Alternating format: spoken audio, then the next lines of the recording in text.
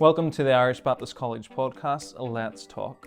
And we're back with a new series entitled Help Me Teach. And the hope is that each episode will enable, equip and encourage us to teach the glorious truth of Scripture. So whether you're a pastor, Sunday school teacher, home group leader, or whatever role you might fulfill in your local church, we hope to help you think well and to be enabled then to teach about various things. So today we have the Association Director, Dave Ramsey, with us to help us think well and to think about teaching on money. And we've got you in, Dave, because you have a namesake, Dave Ramsey, who is big on money as well, isn't that right? Yeah, there's an individual in the States. Actually, when I was a student, my dad bought me a book by an author called Dave Ramsey. Okay. That was a book called Financial Peace, and he just spotted it and he picked it up and he bought it for me because he knew I was studying finance. And I've later learnt that Dave Ramsey is very, very big in the United States of America. Nobody here really knows him, but when we entertain speakers from America, they're always fascinated by the fact that it's Dave Ramsey that's hosting them. So he's very big in the States, and probably if you Google the name Dave Ramsey, he comes up, not me. But well, that's one of those things. But you're not sore about it? No, not at all. We've got the real Dave Ramsey on money though, because you've thought a lot about finance, funding, not just in your ministry life, but also your work life prior to ministry. Do you want to tell us a little bit about what you did before coming into your role in Baptist Youth and the Association? Yeah, so I am a chartered accountant. I studied accountancy at university, studied advanced accountancy at a postgraduate level, and trained with one of the large accountancy firms. And during my time at university, I was involved in the Christian Union at the university, and one of the roles I took on was treasurer. And during that time, I really started to think about money as well, and from a biblical perspective. Did a lot of studying and reading and taught fellow students about how we should steward our finances well to the glory of God. So I've been thinking about that for a long time. I'm qualified as an accountant, and then I've moved into ministry. So finance is something that is a little bit of a hobby for me as well. And so I love just bringing together biblical perspective on how we handle our finances. Great. Well, I'm hoping we're going to be able to plumb some of the depths of that wisdom and experience over the next few minutes. But before we get there, on a previous episode of this podcast, we had a Liverpool fan who was willing to go on record saying that Liverpool will win the Premier League this year. I know you're a Liverpool fan. Are you willing to go on record, Dave? Well, I wish I had his faith. The old adage is you take one game at a time. Yeah, things are looking good, but we just take one game at a time, and there's a long way to go. A lot of football to be played, and we'll see. I'm not going on record on that regard, but we'll see what happens towards the end of the season. Thus speaks the accountant being very cautious absolutely moving forward. Conservative, yeah, absolutely. Great. We're thinking a little bit about teaching. Teaching is a little bit of your role, Dave. It's not a huge aspect of your role, but teaching is a little bit of your role. You do a little bit of teaching for us at college on a kind of ad hoc basis. So do you want to just outline some of the things you are involved with our students? Yeah, so I will teach on finance. I'll teach on finance from a variety of perspectives. Teach on finance biblically, then probably look a little bit about personal finance for the students when they're going into later in life, about budgeting to live and saving and investing for the future. I'll also look at a little bit about church finance and the role of pastors and leaders with regards to the practicalities of finance within a church. So that whole area. I do spend a bit of time as well with some of the final years, just in their first couple of years in ministry, what that looks like, what their priority should be, what some of the pitfalls might be, the do's and don'ts in the first year of ministry. So I do some of that with the final years as well. Great. Now, I think we're going to talk about finance. We'll talk a little bit about teaching finance to kind of help maybe pastors who are thinking about preaching on that or how they approach that. But we are going to broaden this conversation just a little bit to think about how we think well about money. I think it's something we probably don't talk a lot about in our churches openly. So it's probably good to have a conversation where we think not just about how we teach that, but also just how we think about money biblically as Christians and in the world in which we live. So what are the kind of things that we do need to keep in mind when we're thinking about money? The kind of the do's or the good principles to have in mind whenever it comes to thinking about money? I think the first thing you said there is, particularly in Ireland, we don't really like to be upfront about money. It's one of those taboo subjects. We don't really go there easily. It's one of the things where you don't ask somebody or talk about money with other people. And so that translates into church life then as well. And we also do have the caricature that people might criticize the church and say, well, all the church is concerned about is money. And that's all they want. They just want your money. And so because of that criticism, leaders then tend to shy away from speaking about money and teaching on money. And I think that it's important that we do that. Tim Keller says that we create an artificial environment if we don't actually talk about money, because it affects us all. So if you don't talk about money, you're being artificial. So you need to, in order to be real, we need to talk about money, because how we use our money says something, doesn't say everything, but it says something about our commitment to Christ and to the gospel. And so it's important then that leaders do actually talk about it and bring it up and raise it. You know, we don't want to fall into false ideas about money, and we can't just assume that our people know how to respond biblically in the area of finance and giving. So it's important that it's addressed. It's a key aspect of discipleship, really, isn't it? Yeah, it is a key aspect of discipleship, and the Bible says a lot about money and finance. So therefore, if the Bible's saying a lot about it, as pastors and leaders, we should be saying a lot about it too. Okay, good. So what should we be saying about it? Yeah. Well, I think a helpful pointer for pastors is they might want to avoid preaching on or being too obvious preaching on it. I think one of the key things that they can do is, if you're preaching expositionally, you will at times land on the topic of finance.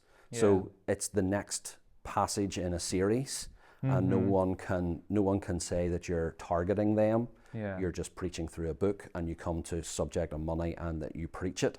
And that's really helpful. But so I know a lot of pastors will do that, and that's great. So if you're preaching through Matthew, you come to the Sermon on the Mount, you might preach up, do not store up for yourself treasures on earth where moth and rust destroy, where thieves break in and steal, but seek first God's kingdom. And that's helpful, because then you can touch on that subject.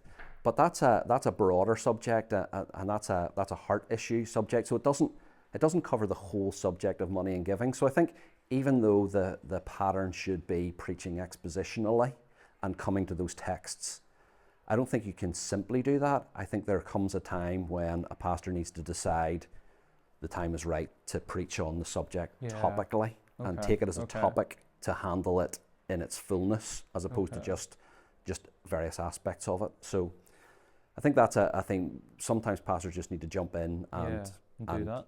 Target the issue and take it on. And that kind of thing, like once a year or once every other year, or I think that's really for a pastor to know his context and his people, and to know when's the right time to do that.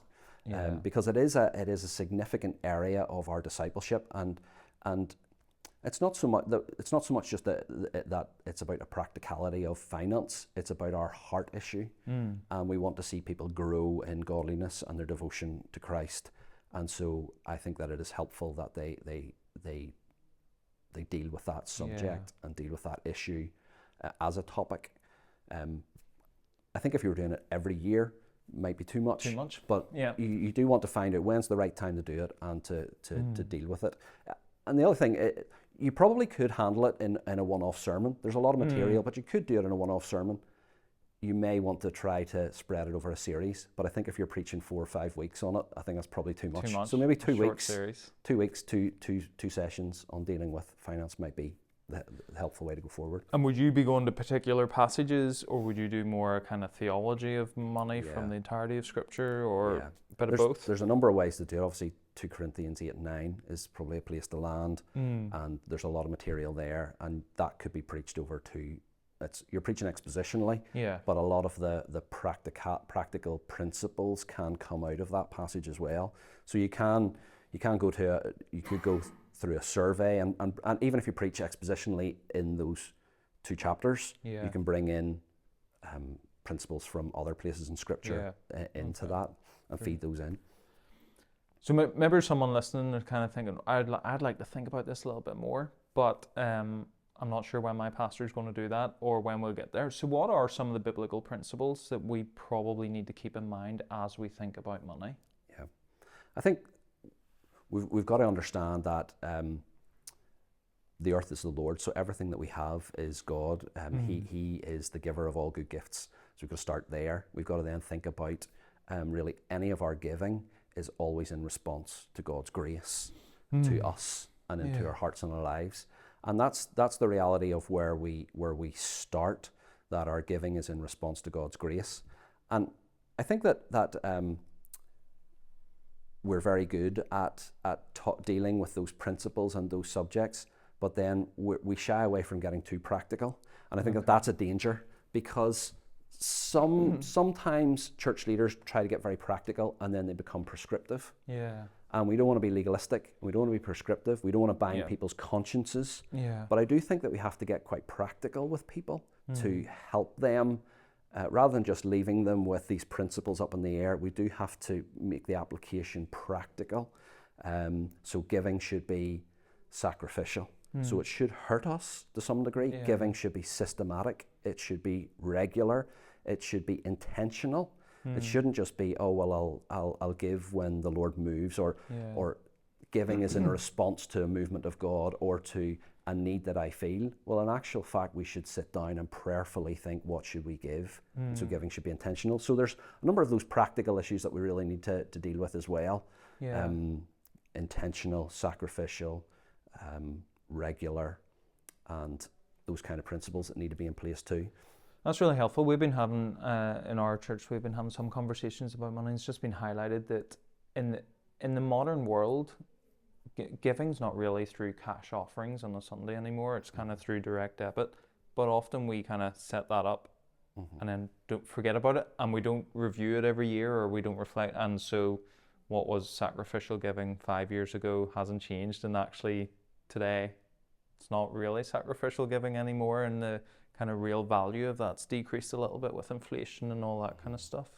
So that idea of intentional, thoughtful reflection, the giving might be systematic, but it might not be intentional because you're not thinking about it anymore. Yeah, and it's interesting as well, there's the debates around a free will offering, so a box at the back of the church, or lifting an offering where a plate is passed through the church. Yeah. And there are all of those debates, and we're not going to rehearse them now, but there is something to the plate being passed that reminds us that our giving is an act of worship. Yeah, for sure. And sometimes if we set up a direct debit and all our giving is there, yes, we've got to review it and increase it, maybe with inflation or as our circumstances change. Yeah. But we've got to understand that is still an act of worship, and we've got to do it intentionally and think about it in that way. So it's interesting how, we've got to be thoughtful about it, but we can't just say, well, we do a direct debit and that's it and it's gone. We've got to also understand that it is an act of worship as well, and that's important. For sure. Yeah, good. Anything else on the positive aspect of thinking about money, teaching about money, before we move on to negative aspect? Yeah, no, I think we've covered a lot of that. Yeah. So what are the big don'ts whenever it comes to teaching about money or thinking about money? Yeah. Well, I think some of the main don'ts are probably some of the theological errors that people have fallen into historically when Christians think about money. You have two extremes quite often. You have an extreme that says, well, if you give to God financially, He will bless you financially. Prosperity idea. We also have an idea of a vow of poverty as well, which Christians have fallen into the past, and we've got to think rightly and have balance about a biblical view of generosity and of using our finances for God's glory and for the good of others, and that we accumulate in order to give, and we accumulate in order to spread the gospel. We don't accumulate for ourselves, or what we have we use for gospel purposes. So you don't want to fall into either of those two dangers. I think then another practical note is, you don't want to, if you're teaching on finance, you don't want to, it's kind of the carrot and stick approach. You don't want to you don't want to beat people too hard with a stick. Yeah. That might respond in a little bit of giving for a while, but that doesn't help people's hearts and their discipleship. We've got to see that giving as a response to God's grace. And so you want to challenge people and show people more of God's grace to them and His goodness to them, and we respond in giving. That's where it starts from, rather than merely just whipping up your people to give more.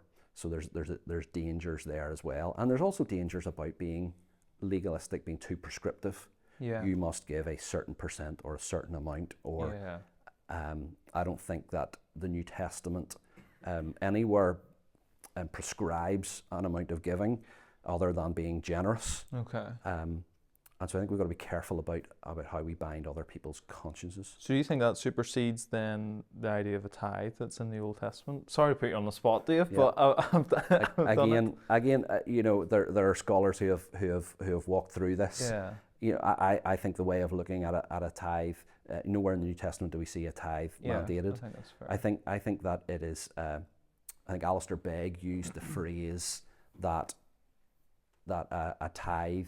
The tithe is a model, not a mandate. Okay. Randy Alcorn, he talks about the training wheels of giving.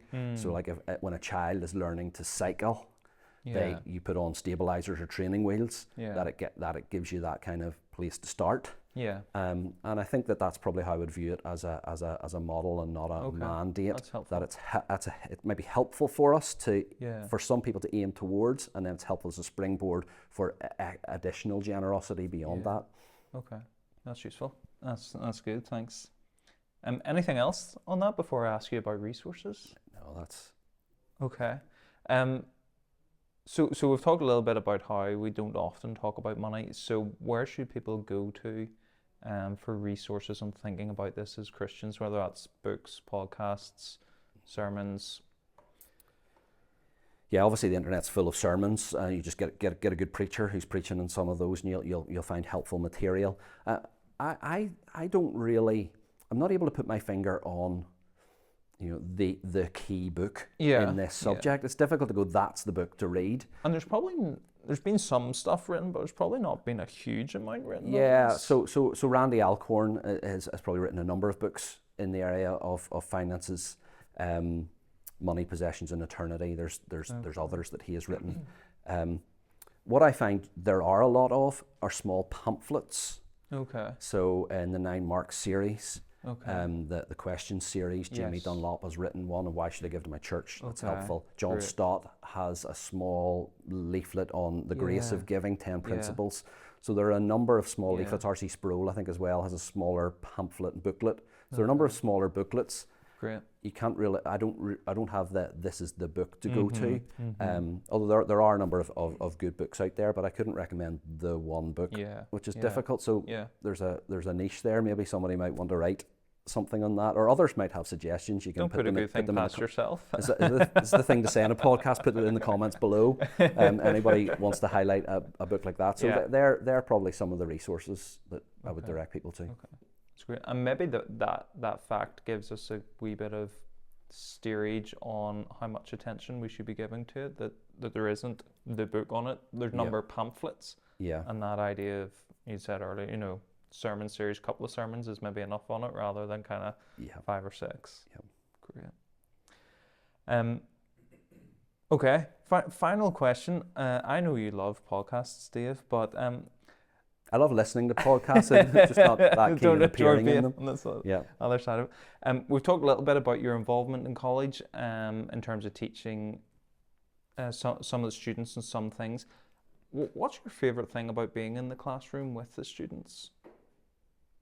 And we're asking everybody this about what their favourite thing about teaching is. So whenever you get those snippets in the classroom with the students, what's your favourite thing about being there with them? I think what I probably like best about being in the classroom is my approach wouldn't necessarily be a lecturing approach. I wouldn't be standing and just giving a lecture. I love to raise a subject and then perhaps raise it a little bit provocatively and then throw it out to the students. Yeah. And I love to stand back and hear what comes back and then the interaction between students. Yeah. Probably more of an iron sharpening iron. I'm not gonna claim to be the expert on everything, but it's good to sometimes throw that out and hear what comes back and hear nuance as well. Yeah. Sometimes when you're lecturing, you have one particular approach, and then you'll have someone will have a slight nuance, which is helpful to throw into the debate. So I love that to and fro with the students, throwing it out, hearing what they say, getting them to challenge one another, getting them to challenge me, and we all learn together, which I think is vitally important as iron sharpens iron, as we all grow in our knowledge of God and of His Word. Yeah, I think that's one of the things all of us love about teaching, is just that ability to continue to grow as we engage with the students. Maybe the last thing to say, Dave, is just that help on finance is one of the resources that the association offers, association churches, and to encourage, if people are listening to this and their church needs to think about this or needs guidance, to reach out and contact the association for that. Yeah, so myself, I'm available. We also have an accountant employed by the association who is excellent in all areas of finance and charity law, and any church that has any issues with regards to finance is more than willing to contact us, and we can help walk them through and provide solutions and answers and different things like that. So we'd love to hear from people if they've got any issues around finance, probably particularly with all of the new charity legislation that's all in place, and how we prepare our accounts, how we report to the authorities, and all of those sorts of things. Really happy to provide guidance in all of those areas. Great. Well, we're really grateful for your insight and for your time today, Dave, and for your ongoing help for our churches, especially on this subject. It's not the only subject you help our churches with, there's many others, but particularly on this. Thank you, listeners, for your time as well.